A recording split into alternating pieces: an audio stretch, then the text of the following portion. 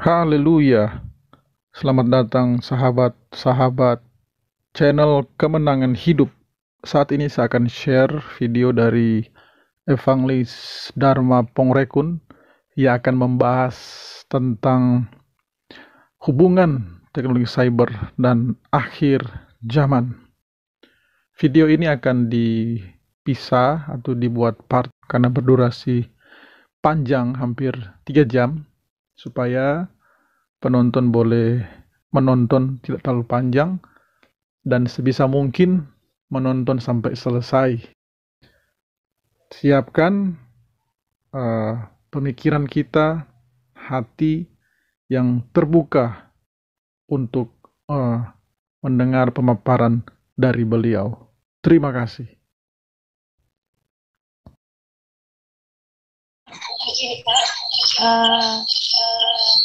Di sini ada tiga orang. Yang pertama mau bertanya dan yang kedua orang itu mau memberi pengalaman. Yang pertama, penanya pertama Bapak Rimski Judiseno, dan yang kedua Bapak Alexander L yang akan menyampaikan pengalaman di Belanda dan Swiss mengenai WHO.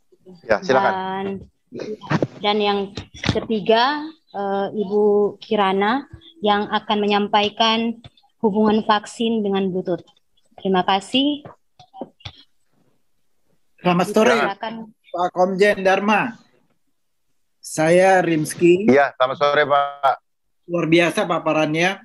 Ya, cuma ada beberapa hal yang ingin saya tanyakan. Ini hanya untuk mengkonfirm aja. Karena kita kan juga menggunakan internet ya untuk berbagai kehidupan. Sekarang udah nggak bisa lepas. Kebetulan saya juga seorang dosen, jadi saya mengajar juga. Bisa, Pak? Bisa lepas? Ya. Bisa, Pak? Jadi maksud saya harus ada solusi kan supaya kita bisa tidak lagi menggunakan internet. Dan sekarang mahasiswa itu malah diwajibkan untuk datang ke kampus itu harus menunjukkan bukti bahwa dia sudah di fee seperti itu kan. Yeah.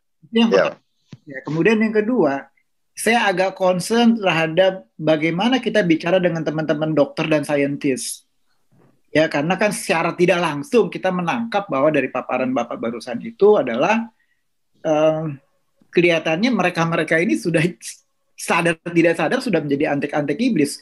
Karena mereka yang mengembangkan teknologi yang sekarang kita gunakan, termasuk teknologi internet, seperti itu. Nah, mungkin apa cara terbaik buat kita bisa menyampaikan kepada mereka, dan mereka juga tidak merasa miris gitu ya, menjadi bagian dari yang tadi kita kenal dengan sebutan sebagai antek-anteknya, seperti itu. Demikian Pak dari pertanyaan dari saya. Terima kasih sebelumnya Pak. Baik, Pak. Saya biar saya nggak nanti lupa, saya akan ini tanggapi dulu apa yang Bapak sampaikan. Terima kasih banyak Pak atas itu. Hampir semua orang akan berkata demikian, Pak. Kita kan nggak bisa terhindar segala macam.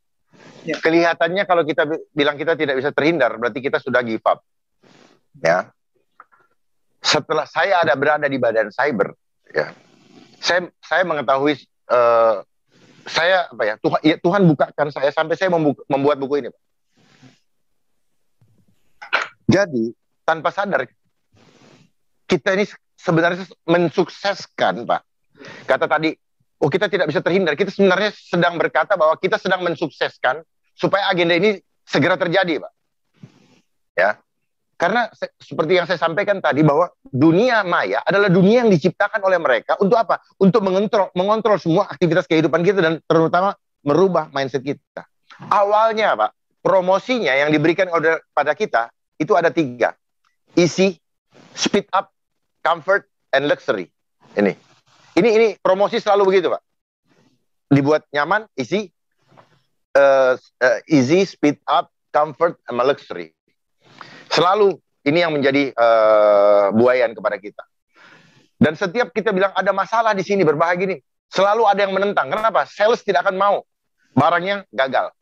Semua berkaitan dengan apa? Making money, Pak. Ya. Wah, literasi di mana-mana, Pak. Orang yang kalau sudah mau making money, Pak, promosinya duit di mana-mana. Jadi semua ini permainan uang juga. Sehingga kita disuruh berubah peradaban, kita disuruh, dan elektronik ini Pak, sedikit aja rusak Pak. Duit bisa keluar ratusan juta, ratusan ribu sampai jutaan. Makanya kenapa ilmu ini, ilmu yang tidak kelihatan ini Pak, yang saya bilang tadi, ya, ilmu yang tidak kelihatan ini, itu harganya mahal. Tetapi ilmu yang sama, sebenarnya dia belajar daripada apa? Bagaimana sel tubuh saya terhubung dengan sel tubuh Bapak, ya, roh kita ini berbicara Pak. Roh kita berbicara, cuman kita nggak pernah melatih Pak. Jadi misalnya gini, hati Bapak bisa diukur oleh sel saya, gitu. Bapak takutan, Bapak bohong. Sebenarnya kita tidak bisa bohong Pak. Memang tidak terlihat oleh mata, tetapi getarannya terasa. Contoh, kalau Bapak ketakutan, Bapak shaking Pak. Bapak kalau ketakutan shaking. Atau gini, kita bercanda Pak ya. Bapak ditanya sama nyonya, Pak pulang dari mana? Papa habis rapat. Nah gitu kan. Bapak habis rapat. Kalau jujur Bapak firm. Tetapi kalau misalnya Bapak pergi, misalnya makan di luar, bukan rapat ya Pak. Saya nggak mau katakan apa. Itu Bapak punya batin gemeter Pak. Ya, ada alatnya lah, bilang itu apa namanya, lie detector. Tetapi tidak Pak, sel kita nggak bisa dibohongin Pak. Saya bisa ajarin. Misalnya seorang pejabat ngomong, saya sudah dibeginiin. Bisa kita ukur Pak, dia jujur apa bohong. Gitu. Bisa kita ukur Pak. Termasuk orang yang encus misalnya. Kenapa dia gemeter? Bisa kita ukur dia kenapa. Nah ini nggak dikasih tahu ilmunya Pak. Tetapi di Harvard Medical School itu diajarin sebenarnya. Ini namanya apa namanya? Kinesiologi. Your body never lies. They call it apa? Body intelligent Pak. Makanya kalau Bapak nggak senang sama saya bisa ngerasain. Mendingan saya pulang aja. Walaupun Bapak tidak ngomong. Mungkin mereka bilang ini gesturnya, tapi nggak. Your vibration Pak. Itu namanya the law of vibration. Gitu. Nah, apa yang tadi Bapak bilang, bagaimana dengan para ilmuwan nanti? Itu namanya the law of attraction. Nah, masalah internet, Pak, sebenarnya begini, kalau kita mau ikut kemajuan zaman, it's okay. Tapi mari kita bangun bangsa kita dengan kemampuan anak bangsa. Bukan membeli, Pak. Kenapa kita tidak punya internet sendiri, Pak? Bapak sebagai ilmuwan, bangun jalur internet sendiri yang aman buat bangsa kita. Supaya apa? Supaya jalur informasi, arus informasi yang masuk dari luar, itu bisa kita filter, Pak. Makanya Kominfo ini gagal. Harusnya namanya Infocom, Pak, bukan Kominfo, Pak. Paham ya, Pak? Kalau Infocom, semua informasi yang masuk itu difilter dulu, Pak. Baru dikomunikasikan. Kalau ini kan enggak. Kominfo, komunikasi informasi. Jadi semua informasi dikomunikasikan. Nah, adanya ruang cyber berkaitan dengan adanya organisasi tersebut. Dan istilah Kominfo bukan cuma di Indonesia, di Singapura, di Malaysia. Saya suka pergi rapat segala macam. Saya bertanya, kenapa ya Kominfo ya? Padahal kalau kayak begini, sampah pun diiniin. Makanya kita banyak terima sampah, Pak. Sampah itu begini, Pak. Hal yang buruk saya omongin aja yang nggak memberkati, itu sampah sebenarnya, Pak. Dan itu vibrasinya akan kena kepada orang. Misalnya gini, saya terima curhatan orang yang punya masalah. Saya sebenarnya sedang menerima sampah dari dia. Orang nggak sadar itu, Pak. Nah, bayangkan, Pak. Ini bermanfaat, tapi manfaat dengan apa ya? Dengan mudaratnya, dengan mubasirnya, dengan menghancurkannya, lebih jauh menghancurkan, Pak. Dia menguasai dunia, Pak, sekarang, Pak. Apa yang sekarang diributkan dengan huruf C di depan tadi, Pak, itu sukses karena ini, Pak. Ini sukses. Ya, it's kind of promotion, Pak. Promosi tidak akan sukses, Pak, kalau tidak ada alat promosinya. Dan ini yang membuat sukses. Makanya dia sukses setelah ada ini. Waktu masih flu burung, dia nggak sukses karena belum ada ini. Makanya dia siapkan dulu jauh-jauh hari, Pak. Kita asik-asik, mahasiswa apa? Kita asik-asik terjebak. Tapi sebenarnya, Pak, tujuannya apa? 2019. Dia tunggu nih, Pak. Dia munculkan 2007 iOS, terus 2008 Android, terus kemudian dia berkembang pelan-pelan. Dulu kan kita pakainya apa? Pager lah, apalah, YSM, masuk dia ke smartphone. Nah, masuk lo ke jalan jebakan gue. Karena apa? Kita ngejar terus Begitu ada uang sedikit, ada perubahan gadget, beli. Kalau perlu kredit, ya kan? Dulu harganya mahal. Ini kan cara promosi, Pak. Bikin kita tergiur. Kapan ya gue bisa punya uang, gue beli. Akhirnya apa? Semua orang bisa beli. Begitu semua orang sudah beli, sudah dekat, Pak, waktu untuk menyerangnya. Ini adalah namanya perang non-fisik, Pak. Ini adalah perang psikologi, Pak. Semua dunia ditundukkan hanya dengan Pak, permainan mindset. Mudah sekali, Pak. Dunia tunduk dengan satu alat ini. Luar biasa nggak, Pak? Pernah nggak ilmuwan mempelajari itu? Bahwa dunia dikendalikan oleh satu ini alat ini. Yang disebut dengan globalisasi. Pertama-tama apa? Free trade. Perdagangan bebas. Membutuhkan teknologi dan sebagainya. Orang online, mampus loh kita online. Ya, sibuk anak kita. Ya, iblis masuk ke gadget aja. Anak-anak pikir ada di rumah, Pak. Ternyata lagi lihat video porno, Pak. Ya, hancur, Pak. Terus belum lagi apa? Digital parenting. Supaya anak diam nih kasih gadget. Dia nggak tahu, Pak. Gelombangnya ini, Pak, merusak prefrontal cortex.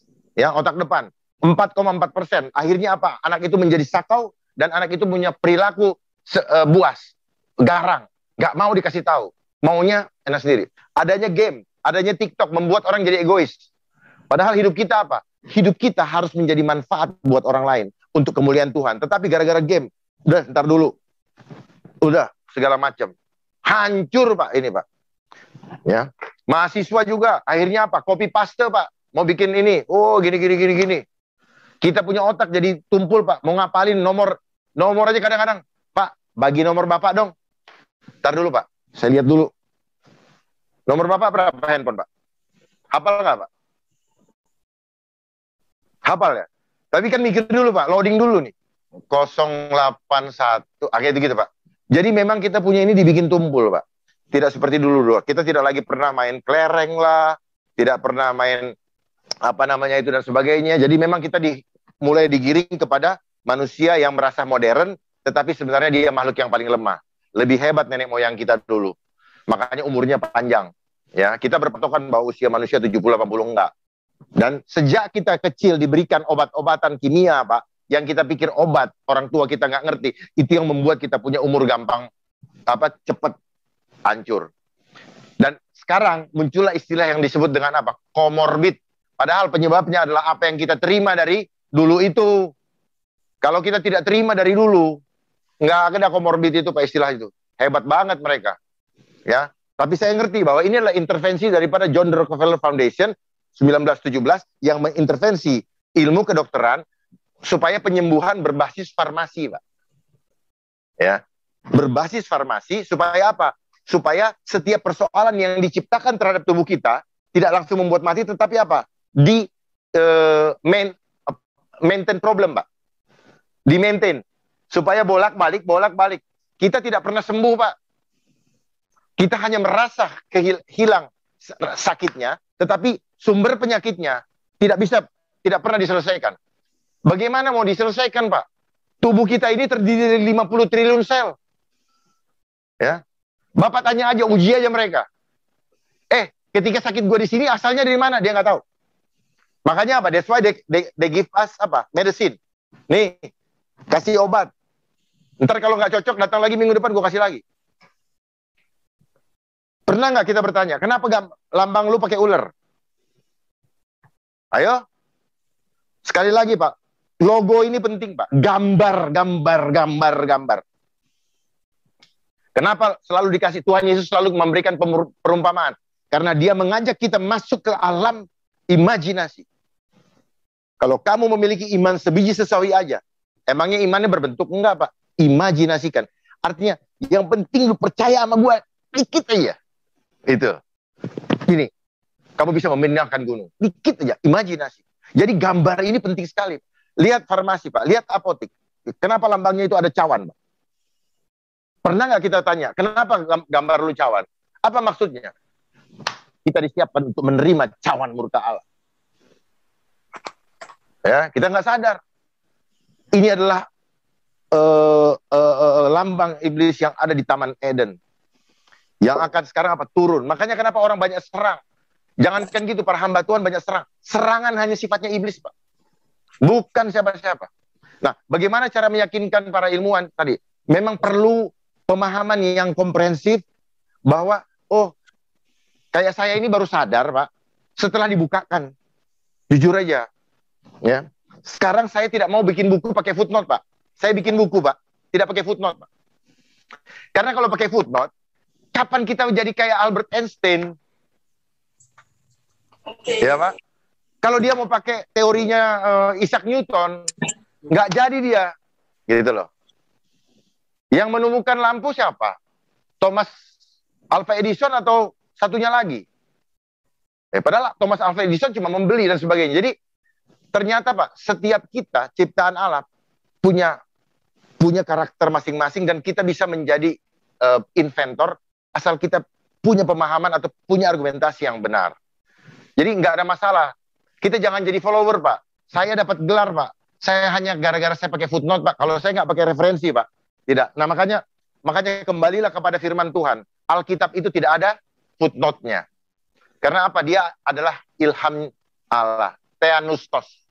Jadi kalau untuk kayak apa yang Bapak sampaikan, bagaimana kita meyakinkan yang lain? Saya perlu berdiskusi, kita perlu membuat pola supaya bisa memberikan pemahaman bahwa apa yang kamu pahami, kenapa kamu tidak memahami penciptamu? Kita tidak memahami diri kita. Padahal apa? Tuhan ada dalam diri kita. Komunikasi dengan diri kita. Supaya kita paham. Karena apa? Kita terlalu sibuk, Pak. Bayangin, Pak. Bapak, saya sekolah dari pagi sampai malam, dari pagi sampai sore, terus selama seminggu kita cuma ngasah intelektual kan, Pak? IQ kan, Pak? Nah, IQ kita, ini kekuatannya cuma 5%, Pak. Untuk mengendalikan kehidupan kita.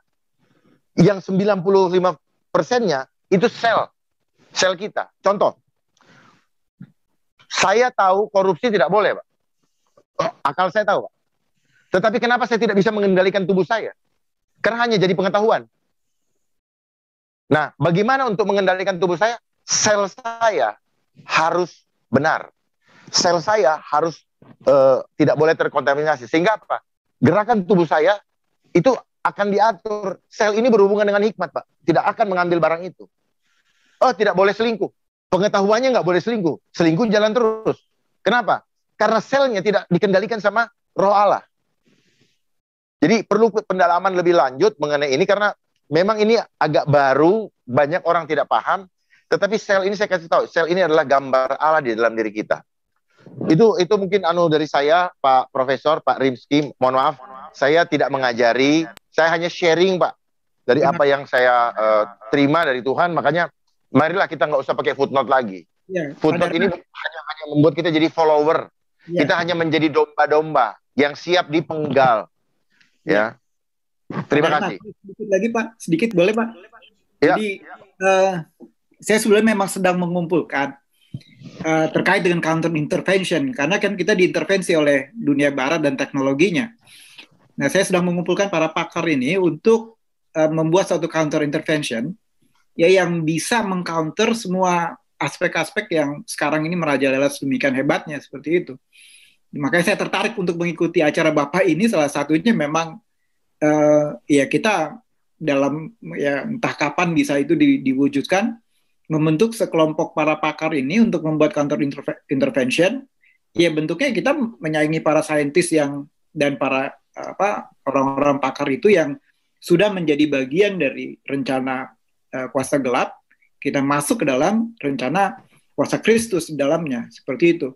Ya semoga Bapak sampaikan ini bisa menginspirasi banyak pihak ya untuk menjadi bagian dari Baik.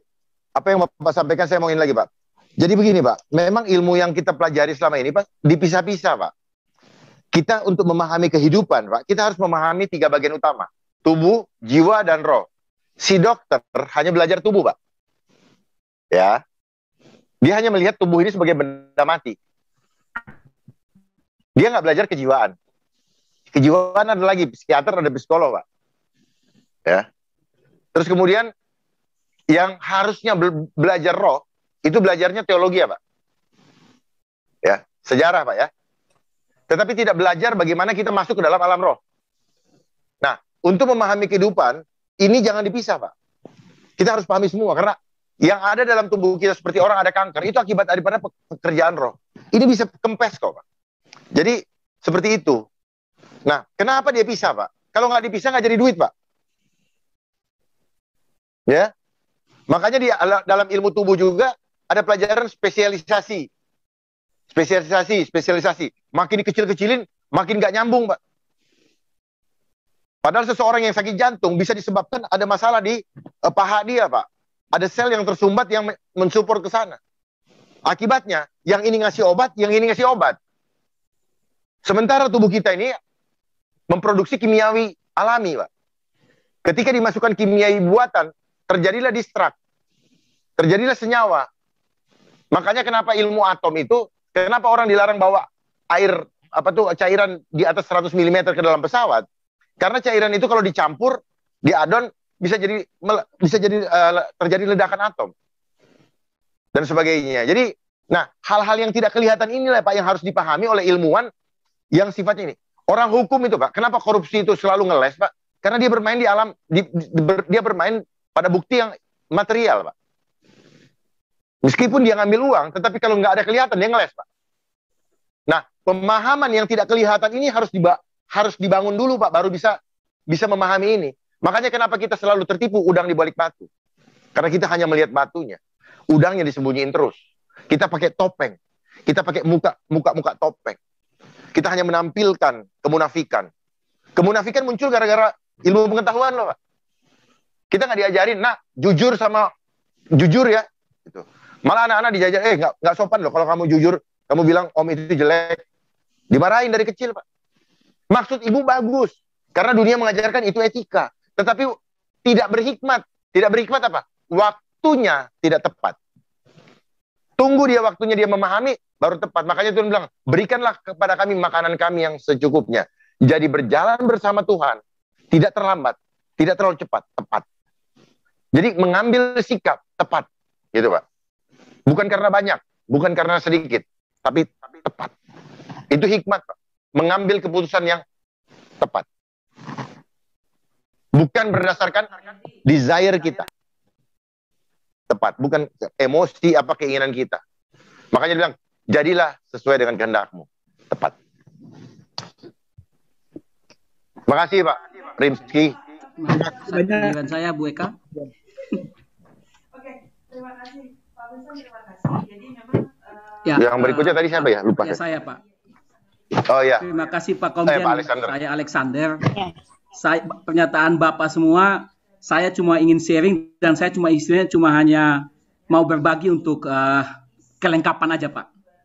Silakan Pak. Ya, pertama kali tahun 2009 saya tiba di Belanda. Kebetulan saya mengambil subjek Master Quality System.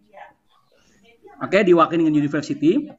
Saya tiba pertama kali saya membawa uang 50 euro, ingin membeli makanan di kantin karena haus. Dengan uang 50 euro, saya tidak bisa membeli karena apa? Uang yang saya pakai uang 50 euro bukan uang koin plastik. Lihat ya, bukan lagi koin logam loh, plastik. 2009 di Belanda. Koin plastik di kantin. Jadi penerimaan uang biasa tuh nggak diterima. Jadi saya harus meng-exchange itu kepada koin plastik di research desk, ya, di reception desk. Satu ya, ini saya cerita sebagai cerita kronologis dulu ya. Ya, yang pertama kali itu hari pertama tiba. Hari kedua ada pelajaran quality system. Ya, masuk kelas ada pelajaran quality system. Ini terkait dengan keadaan hari ini. Jadi kita manusia ini sebenarnya diciptakan Tuhan hidup dalam sistem 7, sistem 8, sistem 9. Sistem itu ada 9 tingkatan. Kita tuh di sistem 7, 8, 9. 7 itu human system, 8 itu social system, 9 itu adalah transcendental system. Apa? Tuhan, maksudnya bicara tentang Tuhan. Inilah manusia. Lalu sistem yang paling rendah ada namanya cybernetic system. Itu sistem kelima. Sistem ketiga, sistem paling rendah. Ada 3, 2, 1 ya. Tapi hari ini penggila artificial intelligence membuat kita menjadi orang jadi level 3. Luar biasa jatuhnya nih, setan punya cara. Itu satu ya, ada pelajaran itu.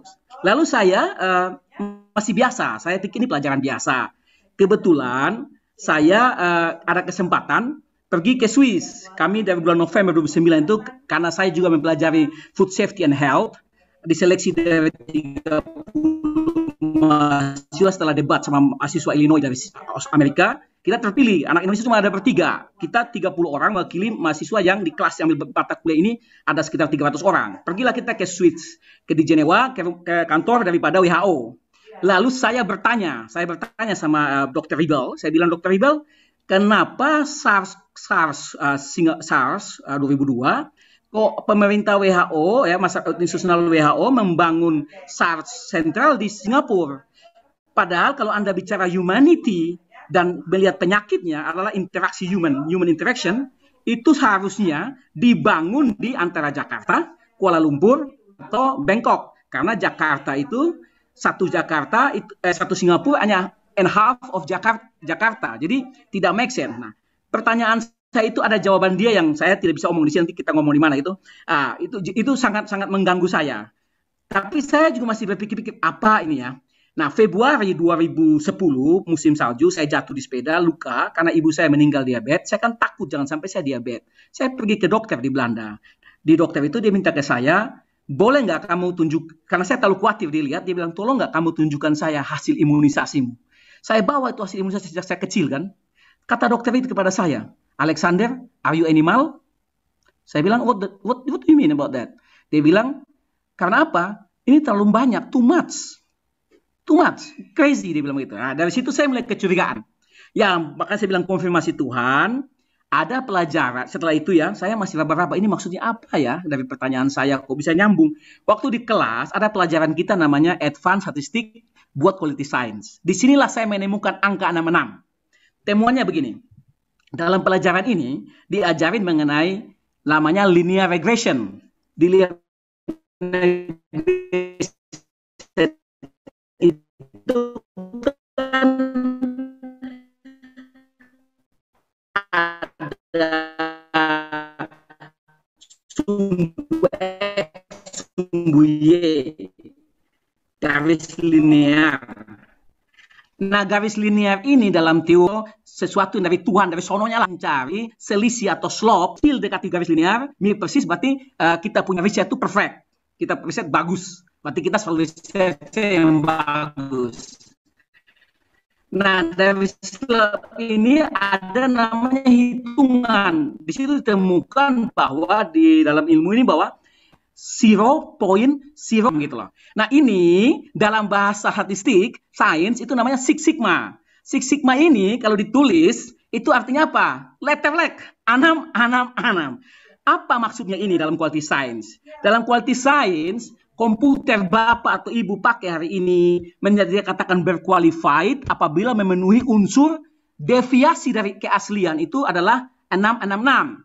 Oke, organisasi bapak bagus, bapak harus memenuhi standar Six Sigma 666. Berarti bapak tuh qualified organisasi.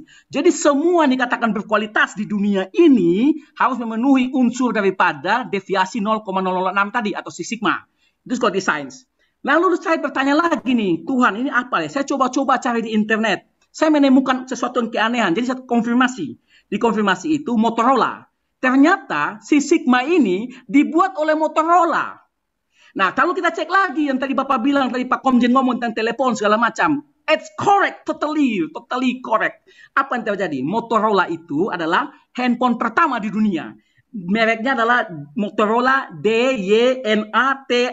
T-nya besar, A-nya besar, C kecil. D-nya itu D kecil besar, Y ya, Y atau YNA. Itu oleh Martin Cooper tanggal 3 April tahun 73. Motorola ini yang mendesain sistem Six Sigma. Lihat ya korelasinya, handphone sistem ya. Oke, lalu setelah handphone dan sistem ini berjalan, kita lihat apa sih lambang Motorola? Lambang Motorola adalah bat. Kita kembalikan ke konsep COVID hari ini. Ketika Bapak nonton kalau di WHO, saya suka nonton di web Facebook ya. WHO punya rilis itu ya, malam-malam misalnya jam 12 atau jam 1 dia rilis. Apa yang terjadi? Di situ ditemukan bahwa tidak dari wet market. Bukan dari wet market Wuhan, no. Ditemukan bahwa di lab daripada penyimpangan daripada bad. Lihat ini masuk semua nih. Nah, ini fact ya, ini fact, no by assumption ya, ini by fact. Nah, setelah Motorola 66, kita cari tahu secara alkitabiah 66, lalu ini bad. Badnya apa? Bad ini kan lambang iblis, manusia malam, dan ini jelas, jadi clear sama sekali. Nah, dari sini saya lagi catat sedikit. Jadi saya mulai curiga. ketika saya mulai curiga, saya bertanya-tanya, ini maksudnya apa nih dengan ini. Lalu maksudnya apa? Lalu saya coba buka Alkitab. Saya menemukan di Tuhan Yesus ditanya sama murid-murid, Tuhan, kapan engkau datang kembali? Murid-muridnya bilang, Tuhan Yesus menjawab, seperti zaman Nuh. Nah, di zaman Nuh itu kita cross check. Zaman Nuh itu ada apa sih? Dua ciri yang terutama adalah cuma dua. Ada corrupted creation,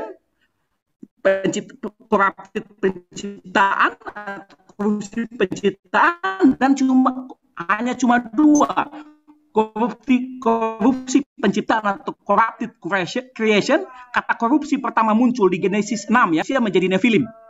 Inilah corrupted creation sama immorality. Jadi waktu itu ada dua tipe manusia di bumi. Ada orang yang tipenya masih human seed, manusia umum ini tidak terkorupsi oleh Nephilim, tapi dia rusak moral. Dia murni manusia tapi rusak moral. Ada juga yang sudah Nephilim, kalau sudah namanya sudah rusak secara seed, secara kemanusiaannya, humanity sudah rusak, pasti dia rusak moral. Nah, cuma Nuh, satu keluarga yang tidak rusak secara fisik, secara seed, secara benih manusia, dan tidak immoral. Nah, cuma Nuh dan keluarga, that's it, tidak lain. Nah, kita kembali ke zaman sekarang. Zaman sekarang kita lihat puncak immorality sudah terjadi. Puncak immorality sudah terjadi. Apa yang terjadi? Tolok ukur kita kan US. Apa yang terjadi? Kemarin waktu si Biden melantik pasangan homo menjadi menteri transportasi. Satu. Kedua, ada penghujatan pada Tuhan, di mana doanya dilakukan dengan atas nama Brahmana, atas nama ini. Di Senat Amerika, selama hidup Amerika, itu baru pertama terjadi. Nah, itu kan dari sisi ini moral ya. Nah, kalau itu sebagai puncaknya moral. Nah, sekarang ini lagi menuju yang namanya corrupted creation. Memang Sinovac sama viral vector masih ibaratnya bio. Tapi kalau sudah menggunakan mRNA, maka manusia lagi bisa menjadi transhuman karena mRNA ini foreign matter, foreign object. Jadi yang masukin ke tubuh kita. Lalu saya konfirmasinya begini. Terakhir di TED Talk saya bisa bagi sama ibu Eka atau ibu siapa Mirna atau siapa tadi yang undang. Nah, kemarin TED Talks tanggal 11 Agustus 2021, si salah satu dokter penemu tim kerja vaksin mRNA yang Pfizer buat Moderna ini, dia sudah merilis nyata-nyata. Saya ada skrip tulisannya. Di situ dia jelas ngomong bahwa ke depan memang teknologi yang akan mengatur semua, dan ini adalah sejarah dunia sepanjang masa dan tidak akan pernah berubah lagi. Tawaran cantiknya adalah manusia tidak kena Ebola, HIV, tidak kena lagi namanya virus-virus. Ya betul, manusia tidak akan kena lagi karena manusia is not human anymore. Manusia sudah menjadi transhuman.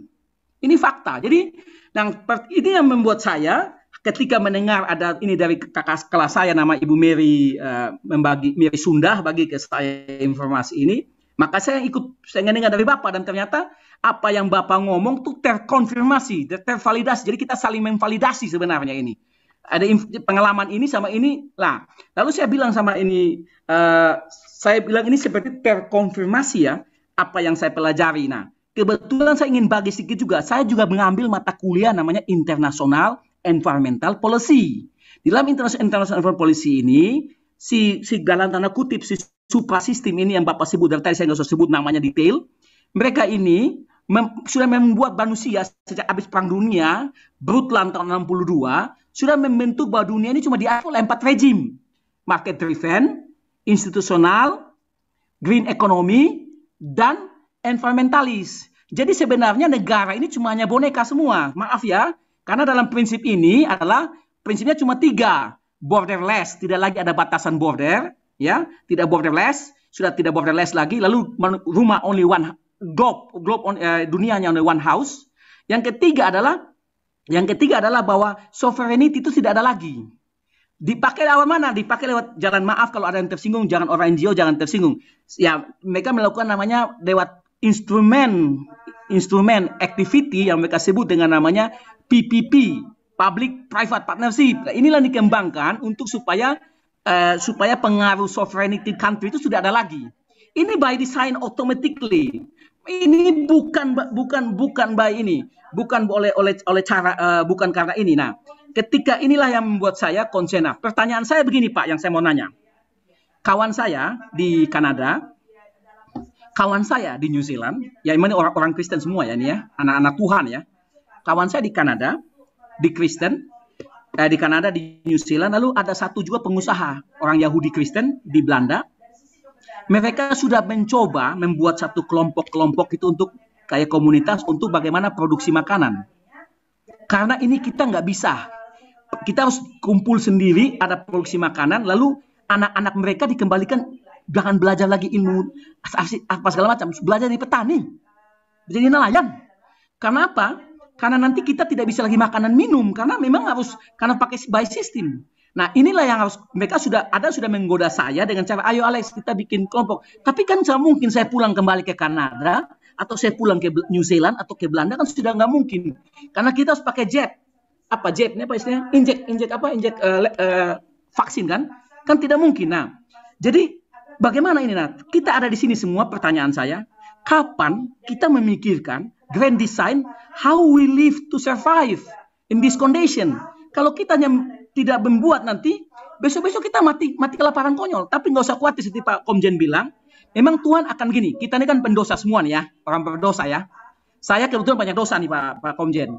Jadi saya lagi berpikir begini, Tuhan, kan Tuhan bilang dalam firman, barang siapa ingin mempertahankan nyawanya saat itu, akan kehilangan nyawanya. Tapi barang siapa kehilangan nyawanya karena aku, dia akan mendapatkannya.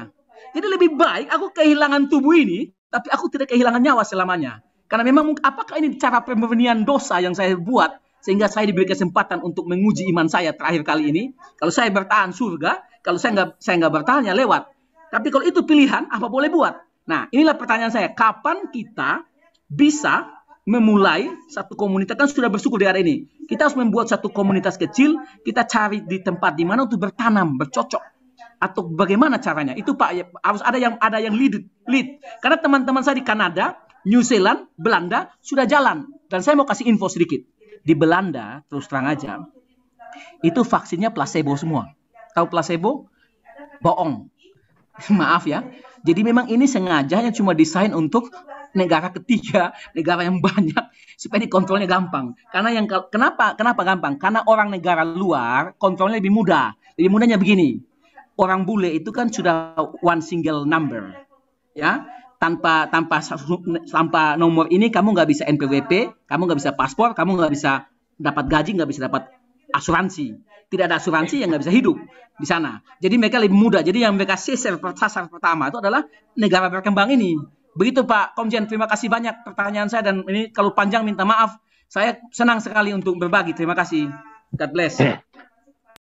God bless. Terima kasih Pak Alexander, luar biasa penyampaiannya. Ini memberikan konfirmasi kepada kita bahwa angka 6 ini adalah angka intimidasi yang selalu kita hadapi sejak kita sekolah.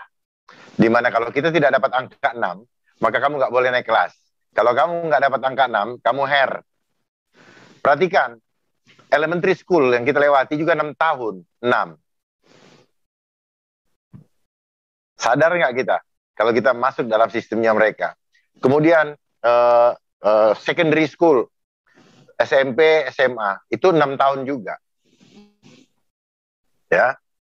Dan ada satu mata kuliah yang diharuskan 6 tahun juga.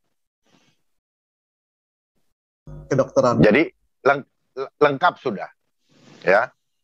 Apakah ini kebetulan? Tidak. Tidak ada yang pernah kebetulan. Semuanya by design. Allah juga menciptakan kita bukan kebetulan. Semuanya by design.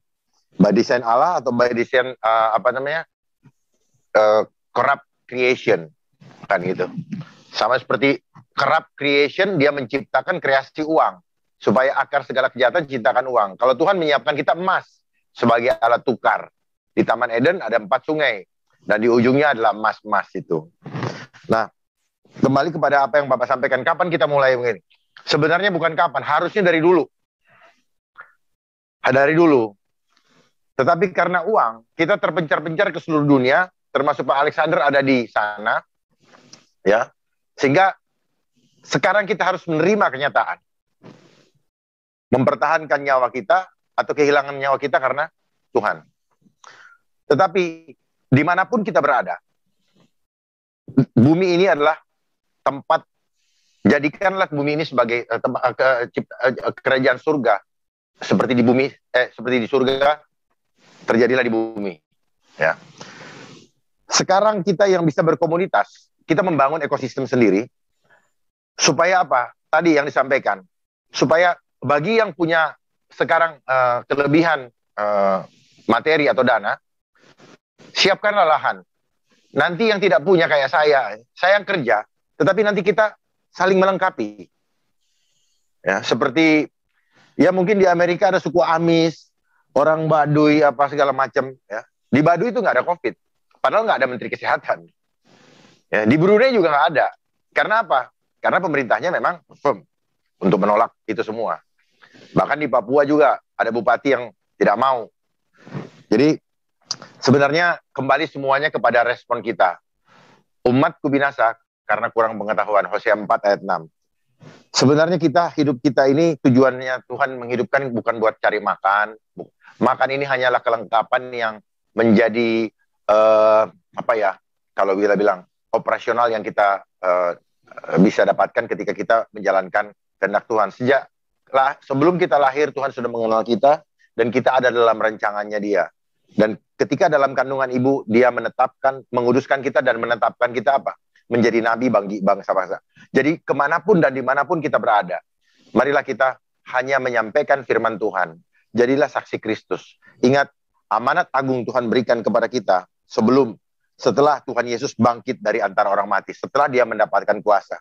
Dan itu yang jangan sampai Dia datang kembali, amanat itu belum kita laksanakan. Banyak di antara kita tanya kepada diri kita, sudah berapa jiwa yang kita bawa kepada Tuhan? Itu, kalau kita tidak melaksanakan amanat, maka Dia akan mengatakan bahwa kalau kita tidak menjadi saksi Kristus, maka Dia tidak akan menjadi saksi benar bagi kita di hadapan Allah Bapa. Dia akan mengatakan, aku tidak mengenal engkau, karena tidak ada iman kutemukan padamu. Apa? Ya, jadilah surat terbuka, jadilah saksi Kristus, berani mengakui bahwa saya pengikut Kristus, saya melakukan ini karena imanku kepada Kristus. Jadi jangan takut, intimidasi apa jangan takut. Itu saksi Kristus itu. Ingat, Tuhan tidak melihat kita orang kudus, tidak. Dia yang menguduskan kita. Seperti Pak Alexander bilang, orang berdosa. Saya orang berdosa, tetapi saya dibenarkan, saya dikuduskan karena pengorbanannya di atas kayu salib. Dia yang tidak berdosa menggantikan dosa kita yang harus digantungkan. Kita dikuduskan satu kali itu selama-lamanya. Jadi kita harus imani sebagai orang kudus. Kita hidup dalam iman kasih karunia, bukan dengan hukum Taurat. Jadi jangan terintimidasi bahwa saya orang berdosa. Yes, kita berdosa. Justru itu kita butuh juru selamat. Kita dibenarkan. Selama ini kita tidak dikasih tahu bahwa kita adalah orang yang sudah dibenarkan. Jangan kita bilang, oh kita masih berdosa, kita tidak layak. Tidak. Justru kita dibenarkan supaya kita berani masuk ruang Maha Kudus. Supaya kita rest. Kuncinya cuma satu. Percaya kalau Yesus adalah Tuhan dan Juru Selamat yang sudah dibangkitkan dari antara mati. Karena dimanapun kau berada, kamu diselamatkan saat itu juga. Itu yang terpenting. Seperti gambaran seorang penjahat yang tukang rampok di atas kayu salib. Dia penjahat. Dia tidak melakukan apa-apa. Tapi pada garis kritis penentuan, dia sampai ke garis finish. Dan saat ini juga kau sudah berada bersama dengan aku. Jadi yang penting adalah apa? Bukan engkau memulai dengan roh dan mengakhiri dengan daging. Tetapi garis finish. Dan saat ini saat yang menentukan. Kita hidup di zaman akhir zaman. Saat ini menentukan kita saatnya apa? Sin laundering. Kita cuci dosa. Kalau kita merasa berdosa. Tapi sebenarnya dosa kita sudah dicuci di atas kayu salib.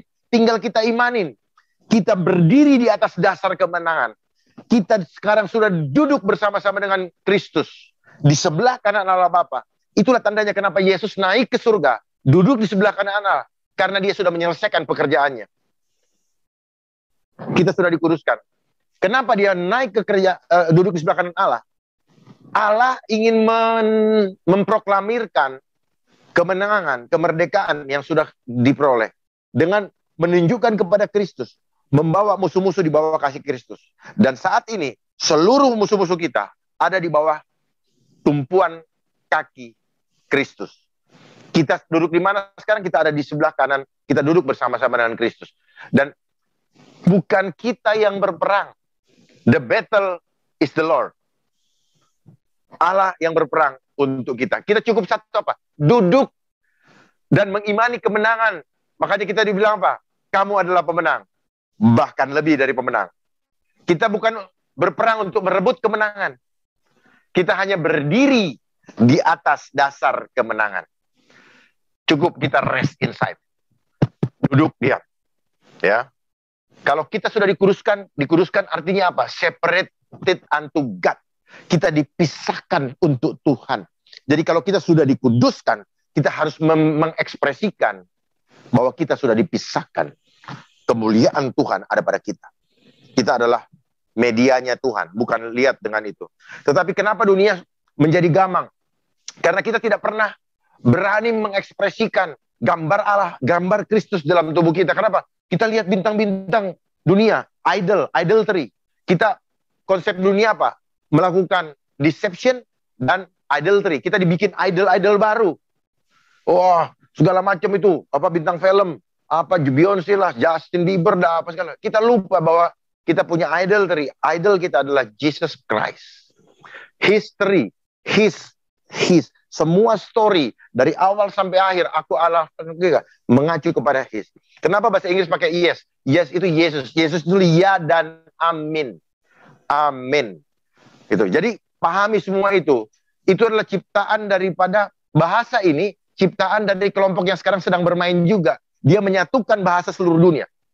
Supaya apa? Transfer knowledge. Supaya tidak dia berhasil membangun bubble besar, ya, bubble baru.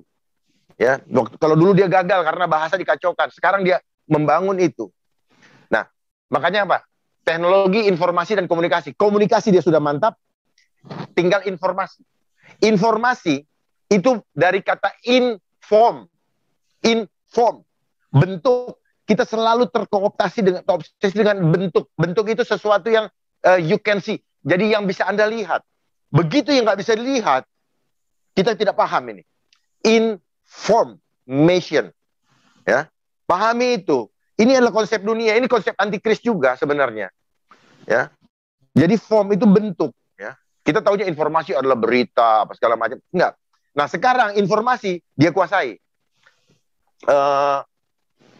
Apa itu? Alvin Toffel. Siapa yang menguasai informasi, dia menguasai dunia. Dan dia sudah membentuk paradigma tadi supaya menguasai informasi pakai teknologi. Teknologi harus informasinya lewat internet, ya mampuslah kita. Makanya kita menjadi bangsa yang selalu menjadi budak, follower. Karena apa?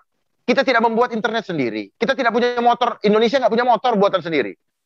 Ya, jangankan motor. Ya. Handphone aja bisa dibikin. Malah kita kerja ke tempat perusahaan asing. Jadi, ya jelas dong. Kita ini cuma senang menikmati. Kita hanya jadi budak, bekerja, beli, dan sebagainya menggunakan. Dan kita menggunakan untuk kita dikontrol. Makanya bilang smartphone. Smartphone itu bukan smart kitanya. Kitanya makin goblok. Kitanya makin nggak ngerti apa-apa. Dia yang smart. Kenapa? Lewat teknologi ini. Dibawa terus. Bayangkan, barang ini nempel kemana-mana loh nih. Kalau ini Alkitab ketinggalan masih nggak pusing, tapi kalau ini dicari-cari, ya inilah cara dia membuat dia jadi apa? Jadi omnipresent. Bayangkan sampai di anak-anak omnipresent nih. Ini cara iblis. Dia memanifestasikan teleh, menular menyebar tadi lewat teknologi ini. Terus berbicara dengan tadi juga masalah. Kenapa sekarang di Indonesia ada namanya PSBB lah, apa whatever namanya, tujuannya satu, dihabiskan semua uang-uang tunai yang beredar di luar supermarket, di luar mall, supaya semua masuk ke mall, masuk ke supermarket, dan harus menggunakan apa? Edisi elektronik semua. Ya, jadi itu caranya, ya dihabis-habiskan itu, yang tidak pakai transaksi pakai apa namanya uang-uang kertas lagi supaya habis, ya itu endingnya ke sana. Nggak ada urusan pakai jadwal jam segini kita boleh keluar rumah, yang segi enggak. Memangnya barang imajinasi itu ada yang ngatur jadwalnya, buka pintu keluar masuk lagi, emang kayak begitu? Ini semua imajinasi, ya Bapak Ibu sekalian. Iblis bermain tipu muslihat dengan kata-kata manis, tetapi sebenarnya di baliknya ada agenda tersembunyi. Ya, tugas saya dari Tuhan selama ini apa? Membuka agenda tersembunyi dari kekuatan dari permainan dunia maya ini. Ya, namanya attack itu buatan. Namanya engine. Saya bilang attack engineering apa? Supaya apa? Kita beli alat lagi kalau alatnya bocor. Tetapi bagaimana nggak bisa attack engineering? Orang jalurnya punya dia kok. Internet, net, jaring. Inter itu jalur. Jadi ketika kita masuk, semua data kita diambil. Kita senang digratisin ketika kita masuk ke dalam ke mall atau ke restoran. Kita tanya, minta passwordnya dong. Wifi. Ada wifi nggak? Ada. Minta passwordnya dong. Nah, kita senang, gratis. Taunya apa? Data kita sudah diambil semua. Dari kapan-kapan itu. Mau kita ke bandara, mau kita ke mall, mau kita ke mana, data kita sudah diambil. Kita gila sama gratis. Dan gratis selalu memancing kita. Ya, Israel bisa menghancurkan Iran dengan apa? Dia kasih flash disk gratis. Dia bagikan, begitu dicolok ke instalasinya, cukup satu aja. Bocor semua dia punya ini. Nah, kita nggak mengerti. Mereka simpan ilmu ini, tetapi mereka dagangin dulu biar bisa menguasai dunia. Makanya banyak orang pengadaan alat-alat seperti ini, alat teknologi ini, seneng banget pengadaannya. Kenapa? Untungnya gede banget. Ya. Untungnya gede banget, tapi dia tidak tahu masalah yang akan muncul buat bangsanya. Hoax ini adalah punya mereka loh, hoax. Hoax itu bukan bahasa Indonesia. Tetapi hancurlah bangsa. Dia bagi kelompok inilah, kelompok itulah, namanya kadrun lah. Mereka yang bikin. Semua dibikin kayak gini. Semua industri. Nih, ya, yang dikejar adalah cinta akan uang. Mereka nggak peduli orang mau hancur, orang mau berantem gara-gara permainan mereka. Nggak penting, yang penting gue dapat duit. Dan banyak di antara kita yang menikmati juga permainan itu. Yang penting gue dapat duit. Jadi, semua karena cinta akan uang. Kalau bukan cinta akan uang, pasti berbeda cara berpikirnya. Kita butuh uang, tapi bukan uang yang mengendalikan. Kalau uang yang bertahta di dalam hati saya akan menentukan hubungan saya dengan Tuhan. Apa yang bertahta di dalam hati saya akan menentukan sistem kehidupan saya. Itu yang bisa saya inikan juga, tanggapin Pak Alexander. Terima kasih banyak. Saya nanti akan berikan nomor handphone saya, biar kita nanti bisa berhubungan. Saya juga butuh ditambahkan wawasan saya.